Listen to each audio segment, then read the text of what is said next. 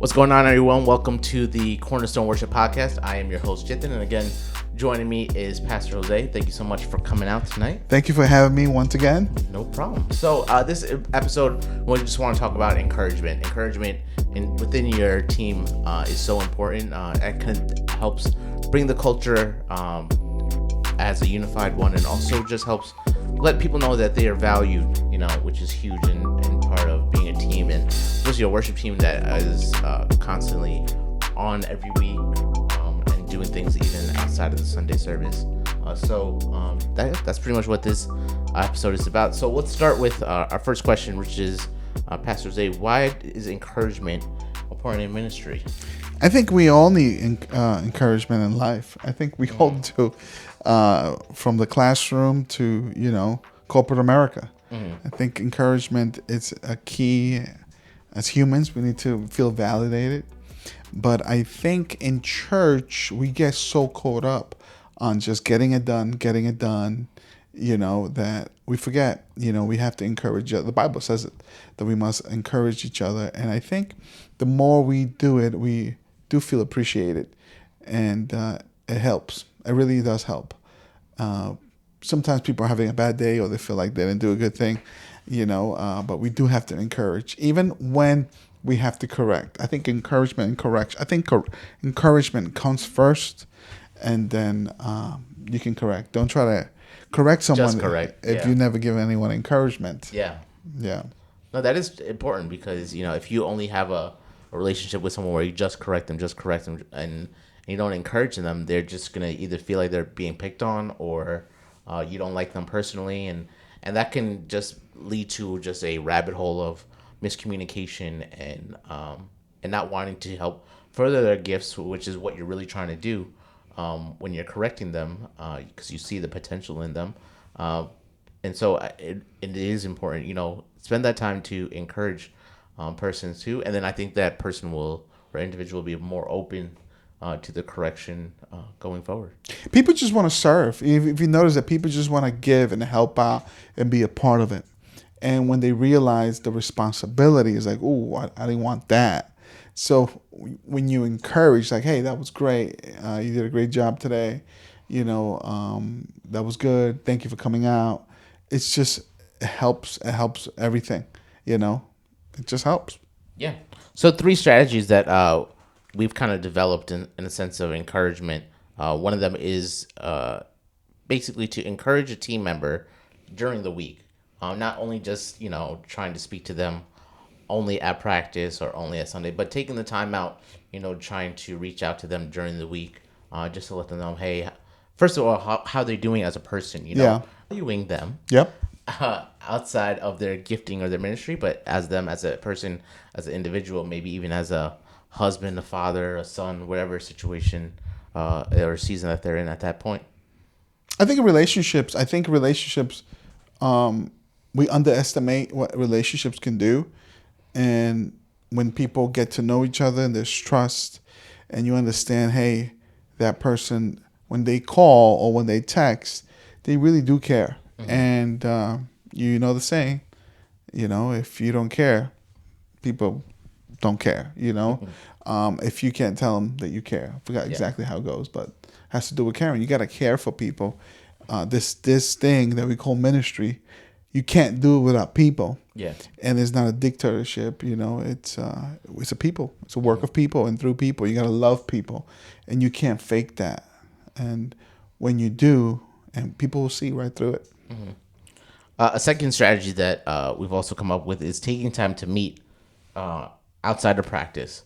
And so I think a very strong point of what we've done or what I've done in the past with other worship teams is, taking time to either go to a conference together, to go visit another church together, where you're not serving, you can just be poured into, doing social events like picnics and going out to bowling one night and stuff like that. That just brings camaraderie within your team. It shows them like, hey, listen, that's another time where you can just either pull people either aside and be like, hey man, just want to let you know, like, we're really appreciative of what you do. And it helps, again, just grow this culture of like, hey, you're not doing this for me, we're doing this for the Lord, but I'm enjoying it and I appreciate that we're able in the season to do it together. Yeah, and that's interesting because seasons come and go. Yeah. And some seasons you wish they were shorter than others, and others you wish they were longer. And we can't replay those seasons, but if we take time to appreciate and spend time with people, I tell that to the team, the volunteer team that we have, constantly tell them, hey, I want to spend time with you. I want to get something to eat with you. Because we come into church, we have a responsibility. We have a role that's bigger than us. We have an assignment that's so much bigger than us. But then we're like, oh, now we got to go home. We got to go do this. But I think if we take time to just enjoy each other's company, it works. It helps. I remember going out with the setup team, and it was basically just men. We went out to eat, and it was just an impromptu thing. We're like, hey, let's just go out to eat. With the women who were out, they were at an event or something, and it happened to be us.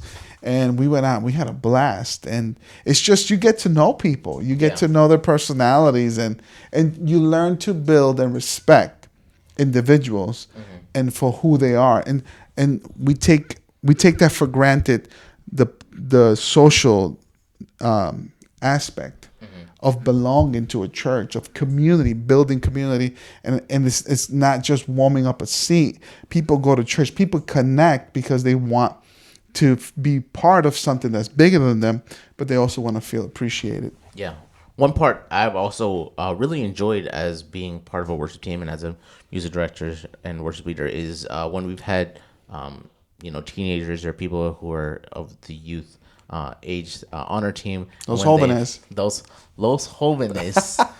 They got, teens. Shout out to the teens. Yeah, because they're like, so full of talent sometimes. And that's where, where you and I started, Shout out to Gen Z. Alphas. Come on. So when they've had, concerts or plays and stuff like that, and they're using their giftings, maybe not in the church, but they're developing it within the school, it's been fun to, like, go to their school concerts. And, sometimes maybe they don't have a parent that can show up to tell them, well, hey, listen, if we can roll 10 or 15 deep as a worship team to encourage them one night, I think that just, again, brings camaraderie within our group, and also encouraging to them, as being the younger generation within our team, just to let them know, hey, we're here for you, and we appreciate you, and we love to see you continuing to grow.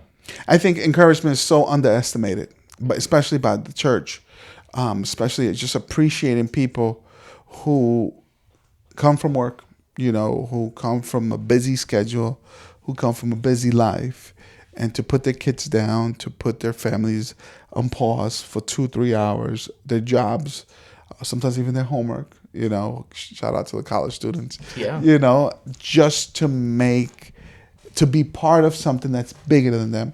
And it's so underestimated to encourage people. And that's something we all have to strive for, to be better encouragement, to give more encouragement. Yeah. Yeah.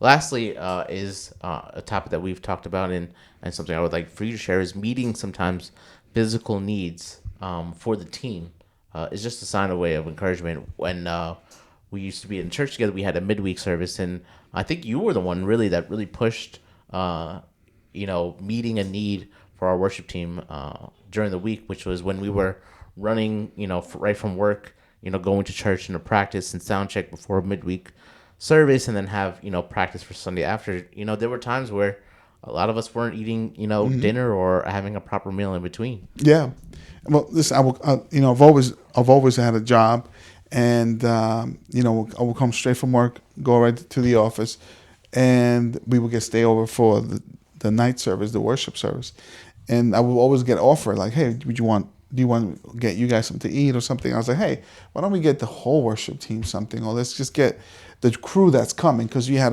the sound and media. Shout out to the sound and media crew that does everything behind the scenes. Shout out to them. I was like, hey, let's just, because it's not just you guys, taking all the credit. No. Come on, shout out to them, because they're part of it too. Come on, they're part of the whole team. That's right. So I was like, hey, why don't we just get together? And I think that's how it started.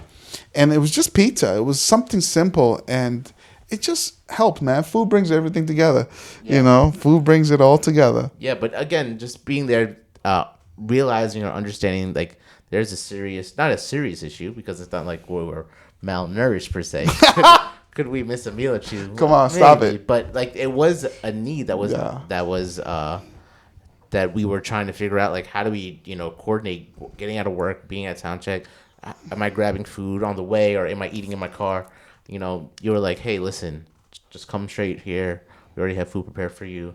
You could change in these rooms, and let's get you ready and set up. That's just a huge way you can, or just one way that you can just meet a physical need for your team. But just like thinking about it, just figuring out where exactly is there a need?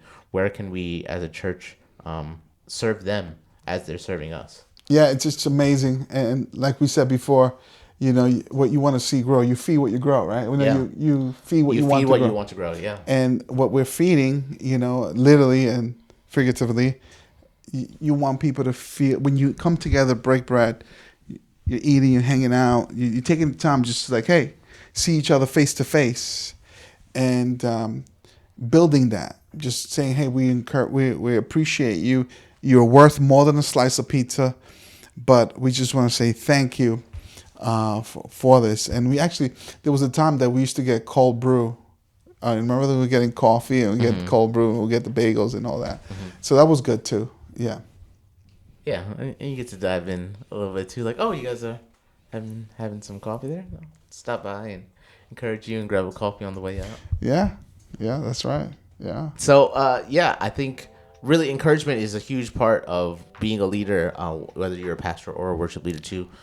Planning those things out is definitely a key. Intentional. Being intentional with your time, and if it's every once a quarter that you guys share a meal together, or go out and do an activity together, go do a conference or visit the church, or just find times where you can encourage each other, and then also learn from each other too, is also important, because like you said, what you feed is what will grow. That's right. Cool. Gotta encourage the tambourine player. Maybe that's one person we can